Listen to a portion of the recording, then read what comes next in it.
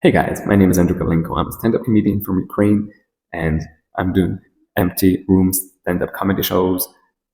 I've been doing them for a week already.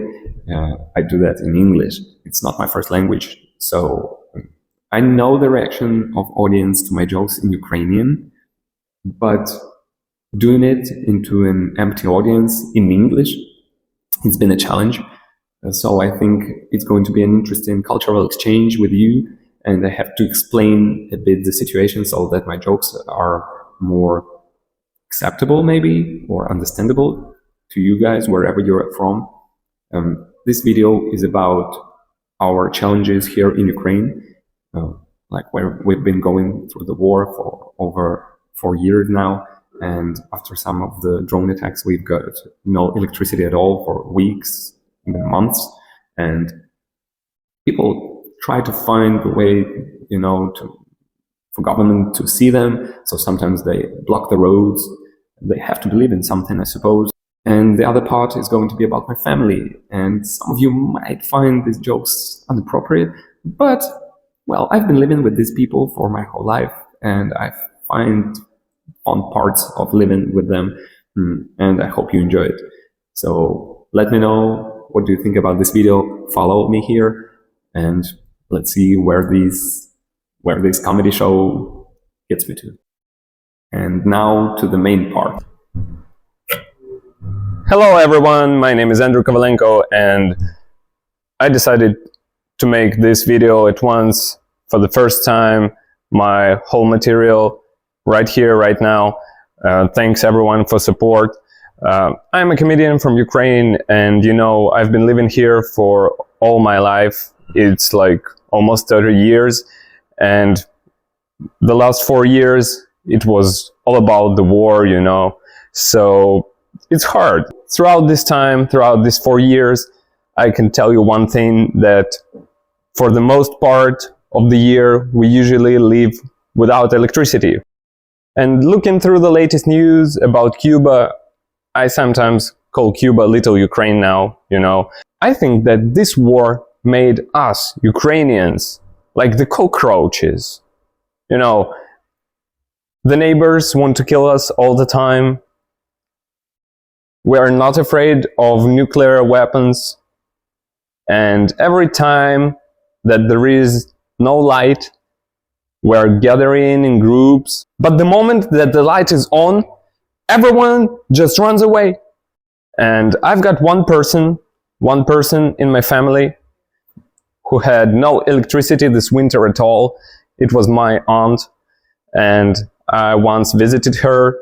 It was so unusual to me, looking at her, like, I met her, looked at her, and she was happy. I said, "What's up with your face? Come on, shake it off." She was like, "You won't believe it. Yesterday, I went out to block a road." She was so happy about this fact. She was all lit up. You could plug something in her and it would light out the whole house. And my aunt, you don't know that person. She is like the only person who crossing the road needs all the traffic to stop while she's crossing. All the traffic in her sight. I'm really glad that her sight got worse throughout the years, because in the past it was really hard. Like 3 times the traffic lights changes and she's still standing. And this person went out to block a road, and I told her that I'm glad that your actions finally made something happen in this world. At least one person in the city came home 2 hours late. The most part of my life, I've been living with 2 people who had everything. They had everything except light. And when I say light, I don't mean electricity. I mean they were blind. They were my grandpa and grandma. And I really love them, I've never played hide and seek with them. We just lived in it. And I thought about it. I asked them, where did you meet? They said, in a library. It's like a real blind date. You know, it's like a Tinder date without photos. And I already imagine it like they're walking one in front of the other. They hit each other. She had books with her. All the books lay on the floor. They start gathering them. And in an hour, when they finished, they look up to each other. And he gently asks her, why the fuck do you need those books? You know, I always did my homework with my grandma. She taught me to read, to write. Is there anybody who were taught by a blind person to write?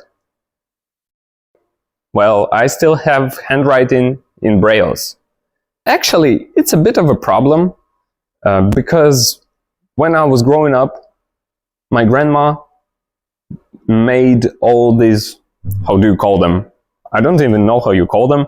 All these salted vegetables in a jar, like canned vegetables or something. And I've never eaten them because she had written on the top in brailles what's in there. And I was always afraid. It looked like she was reading my future. Like, what's in it? Cucumbers. I was afraid that everything I have in my future is cucumbers and tomatoes. I've tried her vegetables once, just once. You know, I got allergic to it. I had something like pimples here on my arm, and she went up to me, she checked it, and went into the other room to call her. I thought she wanted to call an ambulance, but she called her friend, and she told me, can you imagine? I do homework with him, I cook for him, and he made a tattoo. I love my mom in brailles, and my grandma was the person who cooked for our family. And when a blind person cooks for you, you learn to trust. Well, I can tell you that she cooked like Gordon Ramsay, but it was tasty. When I, for the first time, tried food not at home, I was really amazed. I was like, wow, French fries made out of potato? Borscht is a soup? And you know, I've got a great story about borscht. It's our Ukrainian cultural soup, as far as I know now. I've met one guy from abroad. He was a foreigner, and I decided to prank him into thinking that we Ukrainians, we have a short form in English for a portion of borscht, abortion. And I just started talking to him. I felt like I was Borat, you know? I was talking to him like, my wife gives me at least one abortion a week, or something like that. It was really fun to me, but he was like shocked. He was asking, is it legal? Yes, it's 100% legal here in Ukraine. It's our tradition.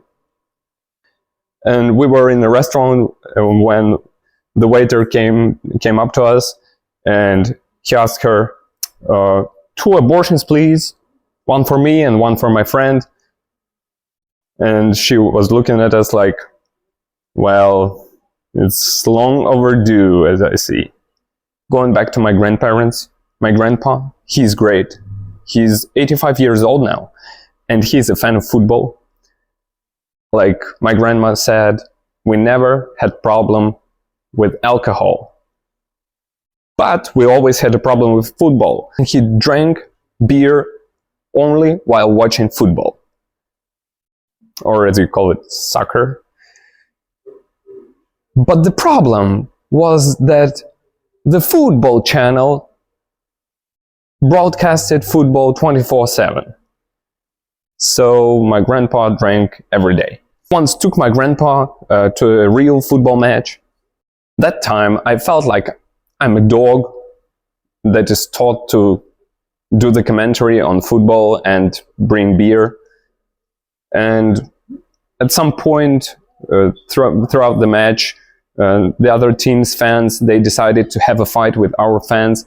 And at that point I understood that having a blind grandpa in the fan zone among football hooligans is a bad idea, because it's a potential friendly fire.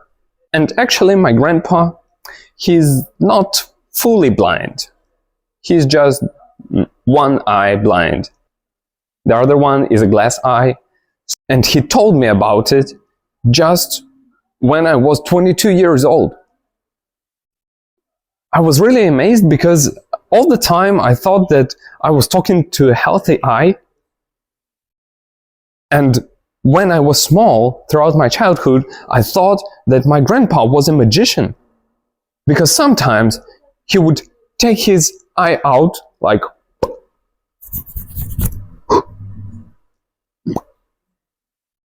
and told me, "Now it's your turn."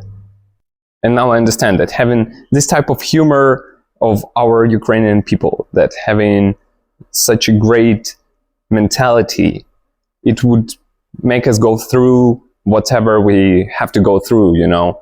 And if there is a tunnel at the end of the light, we'll just make it filled with graffiti, you know. We'll make it beautiful.